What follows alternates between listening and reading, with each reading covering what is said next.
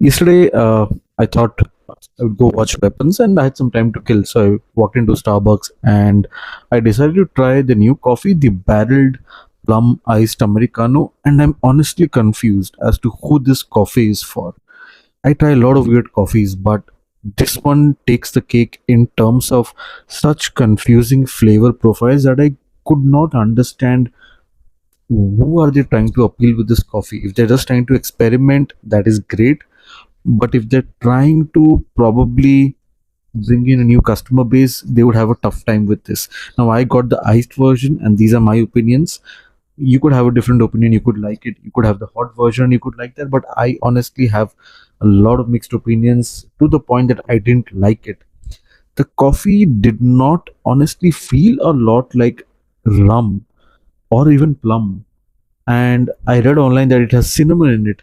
So I'm like, okay, this is such a confusing batch of flavors, right? And of course, it doesn't have real rum, it's rum flavored. Starbucks is not going to serve you alcohol. But even the plum, so the velvety foam on top, was pretty decent. But as you got to the coffee and the foam and the coffee mixed together to bring you a unique flavor profile, I felt like I was eating Odonil. That's honestly what I could feel like it was some sort of cleaner or some sort of disinfectant. And it was a very, very strong flavor that I did not get to enjoy the coffee. Now, the coffee is a cold brew steeped for about 48 hours. I asked the barista, so it's not a nitro brew. But both of them don't make a good combination. And if they had just had plum syrup with Americano, that would have tasted better, or some rum syrup with Americano, that would have tasted better. But this mishmash is not going to appeal to a lot of people. It was sweet, but also a little bitter. I don't know how to describe it in a better way, but it's kind of like those potatoes that you keep at home and then it becomes green and tastes funny. It tasted like that to me. And they took a lot of time to make it. So I was like, okay, new coffee, let's see how it tastes. But I drank it simply because I had to finish it, and I paid a lot of money for it, about 400 bucks or something. And I thought, okay, let me try this and see how it goes. But otherwise, I would not recommend anyone to have this coffee. If you want any Starbucks cold iced Americano, go for the nitro brew if they have. Otherwise, go for the vanilla sweet cream cold brew. That's the best tasting, or ginger ale. When you mix way too many flavors into a coffee, I think it ruins the coffee and it masks bad coffee, because iced Americano in itself is pretty delicious.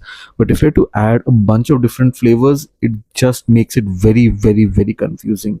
And it was a difficult drink to have, something that I thought I would leave halfway and not have it again. But then I'm like, okay, I bought this, let me finish it. Without finishing it, I have no right to give my views. Let me have the entire drink and let's see if my mind changes. But throughout the drink, it didn't change my mind. This is not a coffee that I would recommend anyone, or I would recommend even myself to have again. Uh, Starbucks has this gingerbread latte. Now that is delicious. This maybe was trying for something to give you that earthly, homely feeling because there's cinnamon in it. No, it is extremely, extremely strong, maybe even a little pungent. It will hit you. It will hit you in terms of the smell, in terms of the taste profile, and I think Starbucks needs to do better. If they are trying new flavors, just give out free samples to customers and take their honest feedback. Otherwise, don't bring such flavors. Like, bring better iced Americano flavors, right? Infuse it orange and other things. Anyways, you use a lot of packaged juices, right? Nothing is fresh. Nothing, the syrups are a lot of sugar. You're not using fresh syrup, you're not using infused flavors, right? Where you put in fruits or certain flavors, you brew it with the cold brew overnight, and the flavor sort of infuses. You're not going for subtle tastes. So this is not going to be subtle at all. It was very, very, very, very strong. And I would say, if you do want to try, get the tall version or the shortest version, whatever is possible, and ask the barista if you can try it first before buying it, because honestly, I did not have a good time and I thought I would. But it is one of those terrible coffee experiments that has gone wrong. Hats off to Starbucks for making this attempt, but I think they're definitely going to pull this back. very very soon, it's not going to appeal to everybody. There is only a very fine level of people who drink coffee who are going to maybe like this. Somebody who likes very very strong flavor profiles. For 99% of us, this is not going to work. If you want to drink coffee, just drink a cold brew nitro or a simple americano. That is going to taste better than this.